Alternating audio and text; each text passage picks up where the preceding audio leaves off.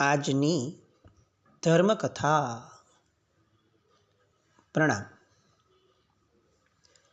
મોહનીય કર્મની વિચિત્રતાઓને સમજાવતા અનેક દ્રષ્ટાંતોમાંનું એક દ્રષ્ટાંત અષાઢા પૂતીજીનું દ્રષ્ટાંત.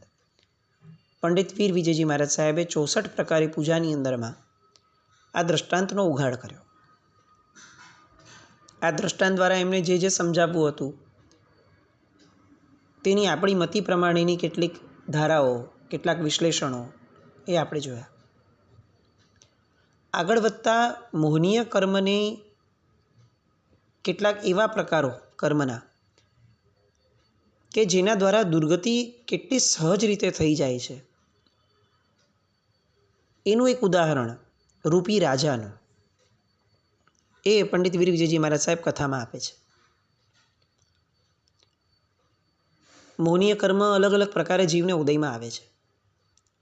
રાગ અને દ્વેષ, આમ તો બે શબ્દ આપણે બહુ જાણીતા છે આપણને, પણ આ બે શબ્દો બહુ જ ઊંડા છે. રાગના અનેક પ્રકારો છે. સ્નેહ થવો, લાગણી થવી, વિકાર થવો, આસક્તિ થવી. આ જેમ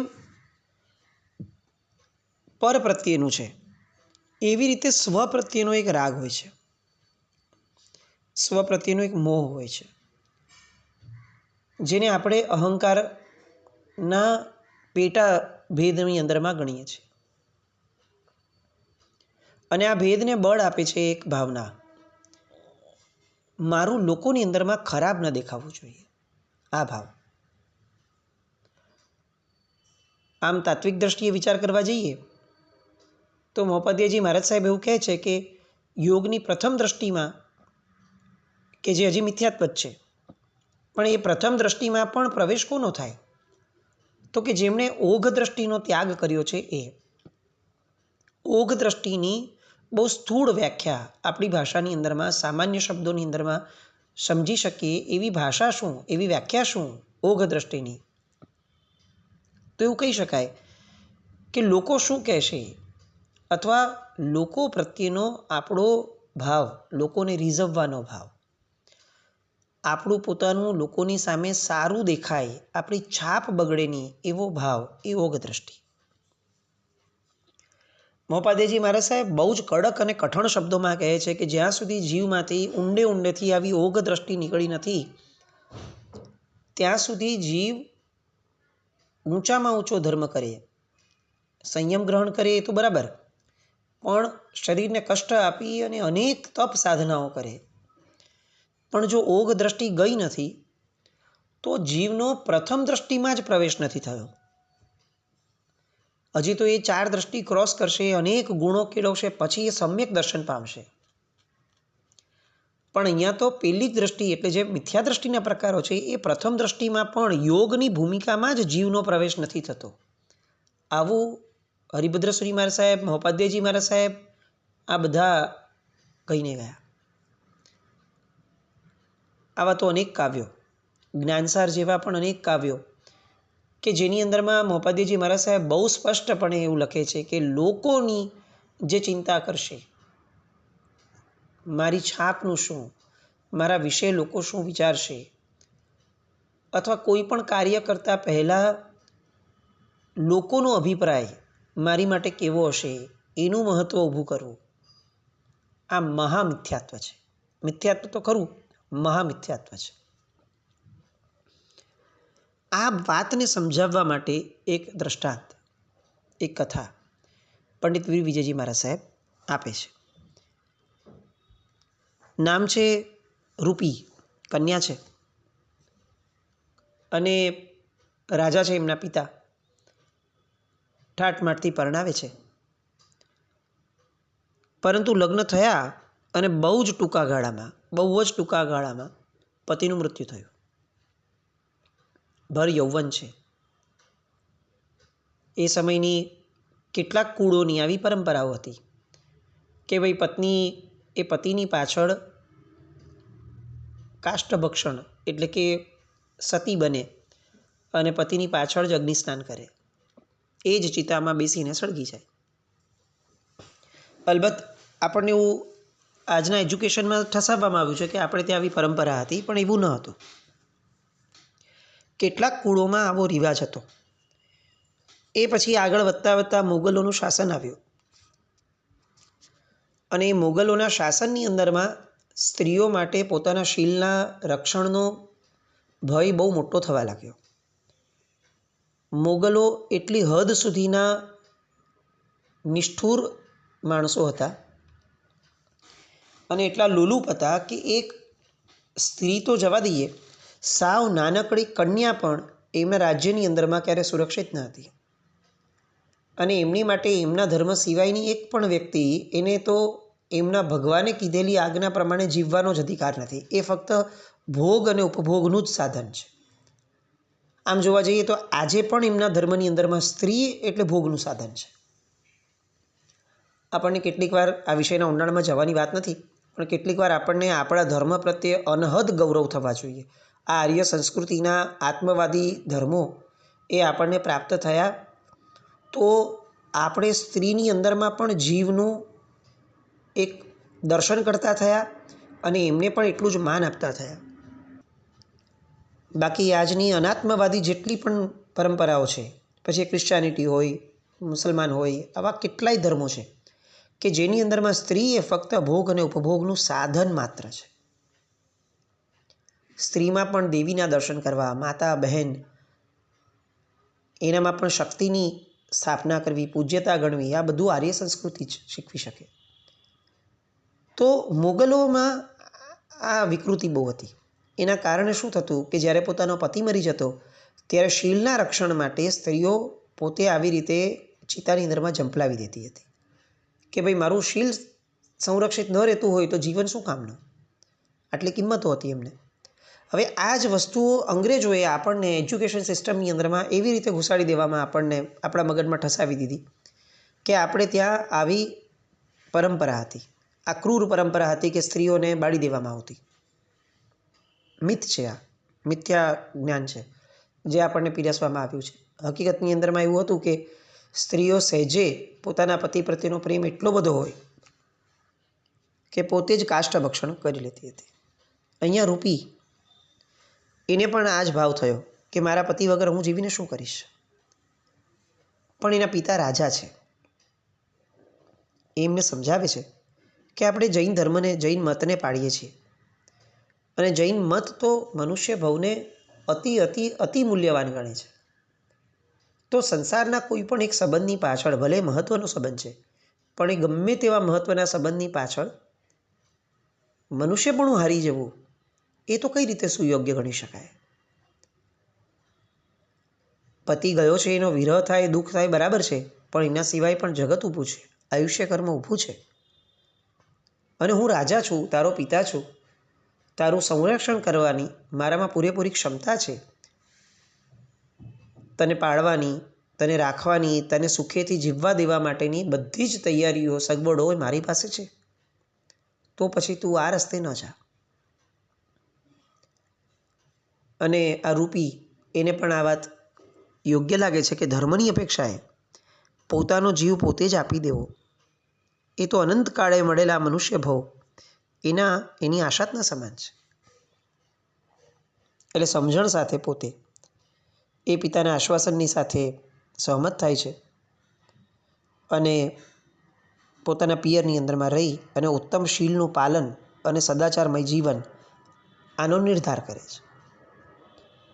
સમય જતો ગયો, દુઃખનું ઓસડ દાડા, પતિના વિયોગનું જે દુઃખ હતું એ ધીરે ધીરે વિસારે પડવા લાગ્યું. સમય જતો ગયો, પોતાના મનને ધર્મની અંદરમાં બહુ જ સ્થિર રાખવા લાગ્યા અને અનેક ગ્રંથોના અભ્યાસ વગેરે, પંડિતો સાથે બેસી ચર્ચા વગેરે, એ બધા દ્વારા તત્વો સમજવાની બાબતમાં પોતે ખૂબ અગ્રીમ હરોળમાં રહ્યા. પિતાનું છત્ર હતું, પણ એ તો છત્રનો પણ એક અંત હોવાનો. જન્મ પામ્યો છે, એનું મૃત્યુ તો નિશ્ચિત છે. સમય ગયો અને પિતાનું મૃત્યુ થયું. હવે શું કરવું? એકની એક દીકરી હતી, રાજકુમાર તો કોઈ છે નહીં. તો મંત્રીઓ વિચક્ષણ હતા અને મંત્રીઓએ નક્કી કર્યું કે બીજા કોઈ બહારના વ્યક્તિ એને બેસાડવો એના કરતાં આ કન્યા ખૂબ સુયોગ્ય છે. બધી રીતે સમજણી છે અને આ બધી જ્ઞાનની જે ધારા છે, એક વ્યવહારક દક્ષતા જે હોવી જોઈએ એ એનામાં બહુ સુદૃઢપણે છે. તો આ રાજાની જ દીકરી રૂપી જે છે એની જ આપણે સ્થાપના કરવી જોઈએ અને એમને જ રાજા તરીકે સ્થાપિત કરવા જોઈએ. અને નગરની અંદરમાં આ વાતચીતો થઈ, મહાજન વગેરે સાથે વાત થઈ, બધા સહમત થયા કે બહુ સુયોગ્ય પાત્ર છે અને રાજા તરીકે આ રૂપીની સ્થાપના કરી. એ સમયથી એ નગરની અંદરમાં અને ઇતિહાસની અંદરમાં રૂપી રાજા તરીકે પ્રસિદ્ધ થયા. પિતાના મરણનું દુઃખ પણ ધીરે ધીરે હળવું થતું ગયું અને એ રૂપી રાજા બહુ ન્યાય સંપન્ન રીતે, પિતાએ જે રીતે આખા રાજ્યને સંભાળ્યું હતું એ જ રીતે બહુ ન્યાય સંપન્ન રીતે આખા રાજ્યની એ સંભાળ લઈ રહ્યા હતા. જે નીતિ ધર્મ એમના પિતાએ સ્થાપ્યો હતો, જે નીતિ ધર્મ પોતે પણ ભણ્યા છે, એ નીતિ ધર્મનું પાલન રાજ્યના દરેક નાગરિકની સાથે બહુ જ સમત્વ ભાવથી થતું હતું. હવે આ રૂપી રાજાને એક નવયુવાન મંત્રી હતો. રૂપીના મનમાં એને જોઈ અને સહજપણે એક આકર્ષણ થતું હતું. ઉંમરનો તકાજો છે, સમજણ ઘણી છે અને પોતાની ઉપર કાબૂ પણ એટલો જ છે. એટલે પોતે રાજા હોવા છતાં, પોતાને બધી જ છૂટછાટો હોવા છતાં પોતાના જીવનને એમણે પોતાના પતિની ગેરહાજરીમાં અત્યંત સદાચારમય રાખ્યો. નહીં તો શક્યતાઓ તો બધી જ ખુલ્લી હતી. પણ તેમ છતાં આ રૂપીએ પોતાના જીવનને ધર્મમય રાખવામાં ક્યાંય કોઈ કમી નથી રાખી. પણ આ નવયુવાન મંત્રીને જોઈ અને એમના મનની અંદરમાં ક્યાંક ને ક્યાંક ઊંડે ઊંડે સહજ આકર્ષણ થવા લાગ્યું. રૂપાળો હતો. સમય ગયો અને એ આકર્ષણ ધીરે ધીરે સામાન્ય રીતે વિકારની અંદરમાં પરિણમવા લાગ્યું. એટલે શું થાય? તો કે જ્યારે પણ રાજ દરબાર ભરાય ત્યારે એ પોતાની આંખ ઉપર નિયંત્રણ ન રાખી શકી. પોતાની જાત ઉપર પૂર્ણ નિયંત્રણ હતું. કોઈ પણ અઘટિત કહી શકાય, અનુચિત કહી શકાય એવું એક પણ પગલું નહોતું લેવાયું કે વિચારાયું. પણ આંખ ઉપરનું નિયંત્રણ એ ગુમાવી બેઠી. અવસર મળે એટલે તરત જ પેલા મંત્રીની સામે ટગર જોયા કરે. મંત્રી પોતાની સામે જુએ એની માટે સામાન્ય કેટલીક ચેષ્ટાઓ પણ કરવા લાગે. મંત્રી ચકોર હતો. એના ધ્યાનમાં આવ્યો અને આર્ય સંસ્કૃતિને પામેલો એ વ્યક્તિ સદાચારી હોય જ. એટલે એનો સદાચાર એને કહેવા લાગ્યો કે આ ખોટું થઈ રહ્યું છે. એ એમનો પતિ મૃત્યુ પામ્યો છે, એ રાજા છે. જો મારા કારણે એમના વિકારો પોષાતા હોય તો મારી ફરજ છે કે મારે એમને સમજાવવા જોઈએ. બીજી ક્ષણે વિચાર આવ્યો કે હું કઈ રીતે સમજાવું, કારણ કે આ વિકારનું પોષણ એ છતું નથી, કોઈ રીતે બહારથી દેખાયું નથી. એટલે હું આ સાબિત પણ કઈ રીતે કરીશ? અને જો મારે સાબિત જ નથી કરવું તો પછી એમની હારે ચર્ચાઓ કેમ કરું? પણ એમને ખૂંચવા તો લાગ્યું હતું કે ના, મારા કારણે કોઈ એક જીવ દોષિત બને છે, આ કઈ રીતે ચાલે? અને પોતે નિર્ણય કર્યો. રાતોરાત એ ગામમાંથી પોતે વિદાય લઈ લીધી. પોતે મંત્રી છે, સારામાં સારું કમાઈ શકે એમ કમાતા હતા અને તેમ છતાં મારા કારણે કોઈ એક જીવમાં દોષનો પ્રવેશ થાય છે એટલા ભાવ માત્રથી એ આખું ને આખું નગર અને પોતાનું વસાવેલું ઘર બાર બધું જ છોડીને નીકળી ગયા. સંસ્કૃતિના આધારે જીવતા માણસોમાં જે ધર્મ હતો ને, એ આજે ધર્મના આધારે જીવતા માણસોમાં પણ જોવાતો નથી. આજે આપણને આપણા કારણે લોકોમાં દોષ આવે છે એ ચિંતાઓ તો હવે વિચાર કે વિકલ્પમાં પણ નથી રહી. આપણા જીવનમાં દોષ આવે છે એની એ ચિંતાઓ મરતી ગઈ. એનું મૂળ કારણ આ પાશ્ચાત્ય સંસ્કૃતિ કે જેને ખરેખર વિકૃતિ કહી શકાય, જે ભોગવાદી આખી ને આખી વિચારસરણી છે, એ વિચારસરણીના ફોલોઅર બનવાનું જે પાપ આપણા માથે ઝીકાયું અને આપણે જેને સ્વીકાર્યું, આ સૌથી ભયંકર દ્રોહ છે. અને એટલે વારંવાર આપણે આ વસ્તુ જોઈ છે અનેક દ્રષ્ટાંતોની અંદરમાં કે જીવ જ્યાં સુધી સંસ્કૃતિના આધારે જીવવાનું શરૂ નહીં કરે ત્યાં સુધી એ ગમે તેટલો ધર્મક્રિયાની અંદરમાં આગળ વધશે, પણ મૂળમાં એનો પક્ષપાત જે છે ને એ મોક્ષલક્ષી નહીં બની શકે. આ 4 પાયા ઉપર ઉભેલી સંસ્કૃતિ છે: ધર્મ, અર્થ, કામ અને મોક્ષ. અહીંયા અર્થ અને કામની કોઈ ના જ નથી. એ બંનેઓને પણ જીવનના અભિન્ન અંગ ગણ્યા છે, પણ એ બધું જ ધર્મ અને મોક્ષ આ બંનેના દાયરામાં રહીને રહે. જેના પાયામાં ધર્મ હોય અને જેના લક્ષ્યમાં મોક્ષ હોય એવું અર્થ સેવન, એવા ભોગનું સેવન, એ આર્ય સંસ્કૃતિનો પાયો હતો, ઇરરિસ્પેક્ટિવ ઓફ ધર્મ. પેલા યુવાન મંત્રીના મનની અંદરમાં આ ભાવો એ એટલા બધા ઓળઘોળ થયા હતા કે મારા કારણે કોઈ દોષનું સેવન કરે એ ચાલે જ નહીં. નગર છોડી દીધું. આગળ વધતા વધતા એમને કોઈ ગુરુ ભગવાનનો યોગ થયો અને ગુરુ ભગવાનની પાસે પોતે જે દોષ નથી સેવ્યો એ દોષ વિશેની સમજણ ઊભી કરવાનો પ્રયત્ન કર્યો કે મારી હારે આવું કેમ થયું. મને એમના માટે એક મનમાં વિકલ્પ પણ નથી, વિકાર પણ નથી, તો એમને મારા પ્રત્યે વિકાર કેમ જાગ્યો હશે. ગુરુ ભગવંતે આખું ને આખું કર્મનું સ્વરૂપ સમજાવ્યું અને એના પેટા વિભાગની અંદરમાં સમજાવ્યું કે આ મોહનીય કર્મ એવું છે કે જે ઉત્તમમાં ઉત્તમ જીવને પણ ભૂલાવી દે છે. એક સ્તર ઉપર પહોંચેલા સુગ્ન એવા જીવને પણ પછાડતા એને વાર નથી લાગતી. એની પ્રકૃતિઓ, એના ભેદો, આ બધું સમજતા સમજતા એ નવયુવાન જે મંત્રી હતો એ મંત્રીને વૈરાગ્ય પ્રગટ્યો. આવો સંસાર, આવા મોહનીય કર્મને મારે આશ્રય આપવાનો? આ શરીર છે ત્યાં સુધી કેવી રીતે ચાલે? મારે મોહને મારવો છે. મરતા પહેલાં મોહને મારીને મરવું છે. આ સંકલ્પ પ્રગટ્યો અને એ મોહનીય કર્મને જેના દ્વારા સૌથી મોટો ઘાત પહોંચી શકે એવા ચારિત્ર ધર્મનો સ્વીકાર કર્યો. ચારિત્ર ધર્મ અને મોહ આ બંનેઓનું ઊભું ન પટી શકે. તમે જુઓ, પૂજ્ય મહોપાધ્યાયજી મહારાજ સાહેબે ચારિત્રની જે સ્તવનાઓ લખી છે એની અંદરમાં બહુ સરસ વાક્ય સાધુ માટે લખ્યું છે: મોહ વને નવી ભમતો રહે. સાધુ કોણ હોય કે જે મોહરૂપી જંગલમાં ક્યારે ફરવા ન નીકળે? કારણ કે એ સ્પષ્ટ છે કે અહીંયા જે દેખાય છે એ બધું ભ્રમિત કરનારું છે. આ સંસાર આખો ને આખો, એની બધી જ લીલાઓ, આ બધું જ ભ્રમિત કરનારું છે. મારે મારી સ્પષ્ટતાના બોધ સાથે જીવવાનો છે. જે દેખાય છે એ નથી જોવાનો, જે નથી દેખાતું એ જોવું છે, અને એ જ ધર્મ છે. રૂપી દ્રવ્યોની વચ્ચે જીવી અને અરૂપી એવા બોધને પામતા રહેવાનું છે. સાધુપણું લીધું એ મંત્રીએ. જીવનનો ક્રમ આગળ વધતો જાય છે. આગળ વધતા વધતા વધતા પોતાના ઉત્તમ ગુણો અને પોતાની ઉત્તમ જિજ્ઞાસા અને પાત્રતાના કારણે એ ધીરે ધીરે આચાર્ય પદવીને પામ્યા. અનેક શિષ્યો થયા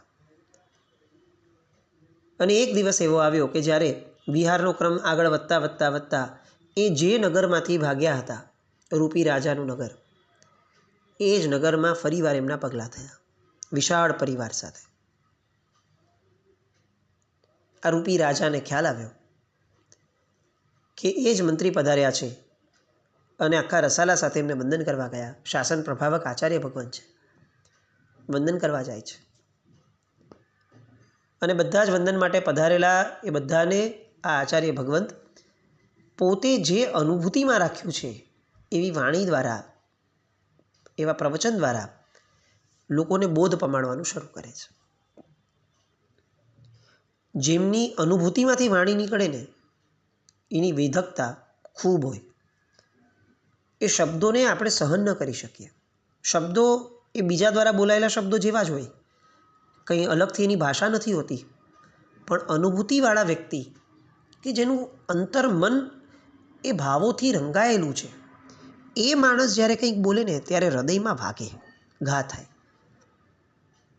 અને લોકોએ અનુભવ્યું કે શું આમનો દ્રઢ વૈરાગ્ય હશે અંદરમાં કે જેના કારણે એ જે બોલે છે એ ખરેખર આપણા રાગ ઉપર ઘા કરે છે.